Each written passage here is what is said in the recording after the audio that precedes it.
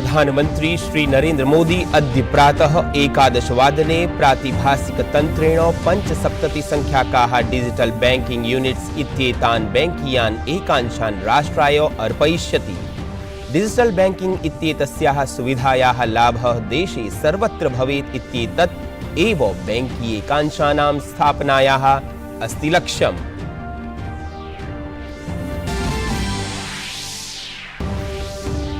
देशे प्रथमवारं हिंदी भाषायां भविष्यति MBBS इत्येतस्य पाठ्यक्रमस्य अध्ययनं।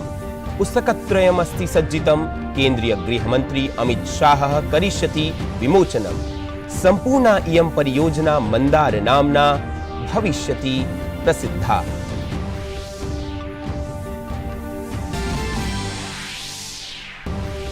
भारतीय जनता पार्टी इति दलम् अद्य दिल्ल्याः रामलीला प्रांगणे पंचपरमेश्वर सम्मेलनस्य करोति आयोजनम्।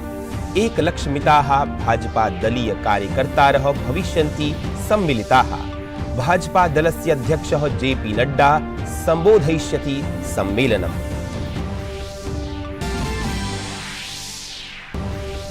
चीन देशस्य सत्तारूढस्य कम्युनिस्ट दलस्य 1 दशके वारद्वयम् आयोज्यमानं राष्ट्रियम् अधिवेशनम् अद्य प्रभृति आरप्स्यते। अधिवेशने राष्ट्रपतेः शी जिनपिंग प्रशासनस्य सेनायाश्च निर्विरोध प्रमुखत्वेन अनवरतस्य तृतीयस्य पंचवर्षीय कार्यकालस्य प्राप्तेः दृश्यते प्रबला आशा।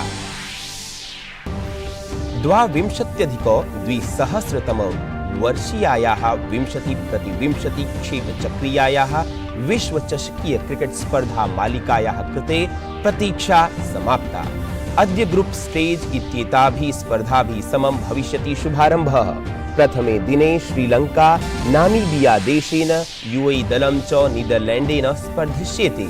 अपि च ISSF कनिष्ठ वर्गीयायां लक्ष्यवेध विश्वनायक स्पर्धा मालिकायां भारतीय लक्ष्यवेधकानां प्रतिभा प्रदर्शनम् अनुवर्तते।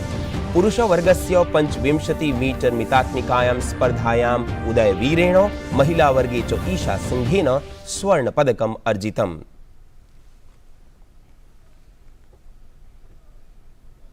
अभिवादये, अहमस्मि सुनीलः जोशी। अत्र स्वागतं भवताम् एतस्मिन् DD न्यूज़ वार्ता प्रसारणे। अथ वार्ताः। प्रधानमंत्री श्री नरेंद्र मोदी अद्य प्रातः 11:15 प्रातिभासिकतन्त्रेण 75 संख्याकाः डिजिटल बैंकिंग यूनिट्स इत्येतान् बैंकीयान् एकांशान् राष्ट्राय अर्पयिष्यति। अत्र अवसरे प्रधानमंत्री जनान् सम्बोधयिष्यति। प्रवर्तमान वित्तवर्षस्य केन्द्रीये आयव्ययपत्रकीये भाषणे वित्तमन्त्रिणा स्वतन्त्रतायाः 75 वर्षपूर्तिम् अभिलक्ष्य देशस्य 75 जनपदेषु 75 संख्याकानां DBU इत्येतेषां बैंकीय एकांशानां स्थापनार्थं घोषणा कृता आसीत्। डिजिटल बैंकिंग इत्येतस्याः सुविधायाः लाभः देशे सर्वत्र भवेत् इत्येतत् एव बैंकीय एकांशानां स्थापनायाः लक्ष्यमस्ति। सार्वजनिक क्षेत्रस्य 11 बैंकानि, 12 शासकीयेतराणि बैंकानि, 1 लघुबैङ्कं च अत्र पदक्षेपे सहभागं कुर्वन्ति। DBU एकांशाः देशे वित्तीयं समावेशनं भूयः अपि व्यापकं करिष्यन्ति।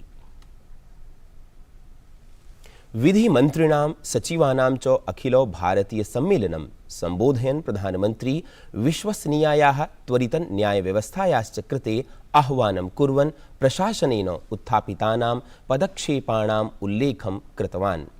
किञ्च विधिभाषां सरलीकर्तुम् अपि सः बलं दत्तवान्।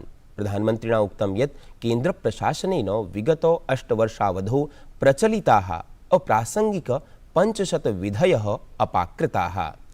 जब न्याय व्यवस्था समाज के साथ साथ विस्तार लेती है, आधुनिकता को अंगीकार करने की स्वाभाविक प्रवृत्ति उसमें होती ही है, तो समाज में जो बदलाव आते हैं वो न्याय व्यवस्था में भी दिखते हैं। टेक्नोलॉजी किस तरह से आज न्याय व्यवस्था का भी अभिन्न अंग बन गई है, इसे हमने कोरोना काल में भी देखा है। आज देश में ई कोर्ट्स मिशन तेजी से आगे बढ़ रहा है। वर्चुअल हियरिंग और वर्चुअल पेशी जैसी व्यवस्थाएं अब हमारे लीगल सिस्टम का हिस्सा बन रही है। इसके अलावा केस की ई फाइलिंग को भी बढ़ावा दिया जा रहा है। अब देश में 5G के आने से इन व्यवस्थाओं में और भी तेजी आएगी और बहुत बड़े बदलाव इसके कारण अंतर्निहित है, होने ही वाले हैं। इसलिए हर एक राज्य को इसे ध्यान में रखते हुए अपनी व्यवस्थाओं को अपडेट और अपग्रेड करना ही पड़ेगा। हमारी लीगल एजुकेशन को टेक्नोलॉजी के हिसाब से तैयार करना भी हमारी एक महत्वपूर्ण लक्ष्य होना चाहिए। अवसरे अस्मिन् प्रधानमन्त्रिणा देशस्य अमृतकाल महोत्सवे एकस्मै समर्थ राष्ट्राय समरसपूर्णाय समाजाय च कृते संवेदनशील न्याय व्यवस्था अनिवार्य समयत्वेन घोषितः। देश के लोगों को सरकार का अभाव भी नहीं लगना चाहिए और देश के लोगों को सरकार का दबाव भी महसूस नहीं होना चाहिए।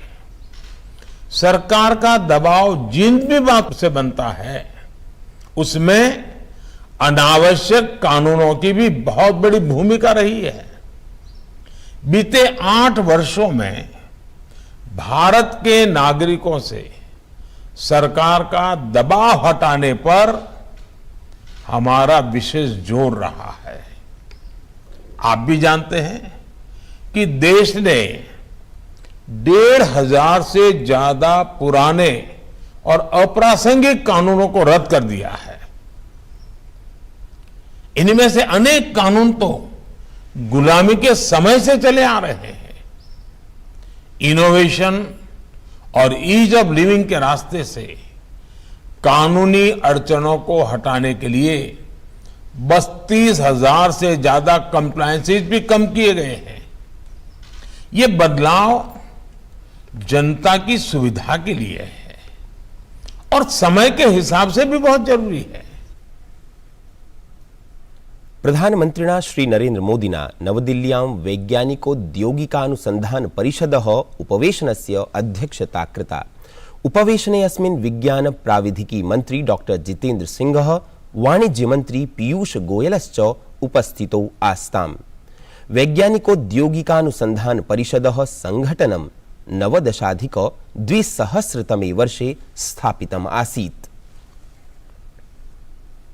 मध्यप्रदेशः देशस्य एतादृशं प्रथमं राज्यं भवितुम् अर्हति यत्र MBBS इत्यस्य पाठ्यक्रमस्य अध्ययनं केवलं हिंदी भाषायां भविष्यति। अतः अद्य केंद्रीय गृह सहकारिता मंत्री अमित शाहः भोपालस्य लाल परेड प्रांगणे हिंदी भाषायां चिकित्सकीय शिक्षायाः पाठ्यसामग्रीणां शुभारम्भं करिष्यति। अतः संदर्भे अस्मिन् पुस्तकत्रयम् अस्ति सज्जितं, येषां पुस्तकानां विमोचनं करिष्यति केंद्रीय गृहमन्त्री अमित शाहः। सम्पूर्णा इयं परियोजना मंदार नाम्ना भविष्यति प्रसिद्धम्। स्वकीयायाः मध्यप्रदेश यात्रायाः अवसरे अमित शाहः ग्वालियरस्य राजमाता विजया राजे सिंधिया इत्येतस्य विमानपत्तनस्य नूतनस्य स्थानकस्य शिलान्यासम् अपि करिष्यति।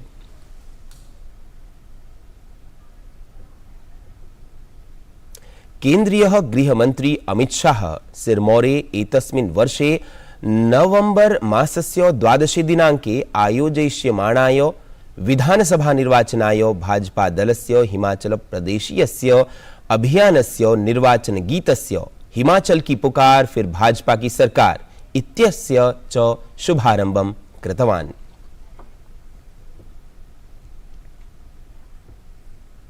भारतीय जनता पार्टी इति दलम् अद्य दिल्ल्याः रामलीला प्रांगणे पंच परमेश्वर सम्मेलनस्य आयोजनं करोति। अत्र प्रायः 1,00,000 भाजपा दलीय कार्यकर्तारः सम्मिलिताः भविष्यन्ति। दिल्ल्याः भाजपा दलाध्यक्षः आदेश गुप्ता सम्मेलन सज्जतायाः निरीक्षणं कृतवान्। भाजपा दलस्य अध्यक्षः JP नड्डा सम्मेलनं सम्बोधयिष्यति। केन्द्रीयः वाणिज्यमन्त्री पीयूष गोयलः IPO इत्येतस्य सम्मेलनस्य वार्षिकस्य IPO पुरस्कार समारोहस्य च समापनसत्रे मुख्यातिथिरूपेण उपस्थितः आसीत्। श्रीमता गोयलेन वार्षिकाः IPO पुरस्काराः अपि दत्ताः।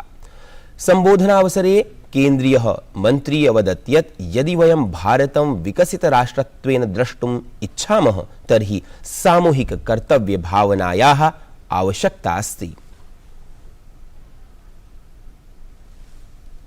2020-2021 ICC 20x20 क्षेपचक्रीयायाः विश्वचषकीय क्रिकेट स्पर्धा मालिकायाः कृते प्रतीक्षा समाप्ता। अद्य ग्रुप स्टेज इत्येताभिः स्पर्धाभिः समं भविष्यति शुभारम्भः।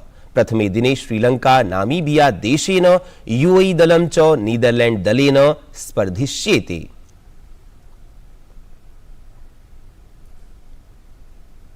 ISSF कनिष्ठवर्गीयायां लक्ष्यवेध विश्व नायक स्पर्धा मालिकायां भारतीय लक्ष्यवेधकानां प्रतिभा प्रदर्शनम् अनुवर्तते। पुरुषवर्गस्य 25 मीटर मितात्मिकायां स्पर्धायां उदयवीरेण महिलावर्गे च ईशा सिंहेन स्वर्णपदकम् अर्जितम्। अपरतः तेजस्विन्या 25 मीटर मितात्मिकायां स्टैंडर्ड पिस्टल स्पर्धायां कांस्यपदकं जितम्।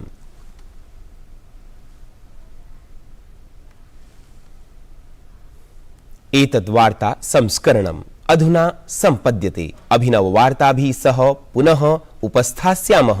तावत् मङ्गलं भूयात्।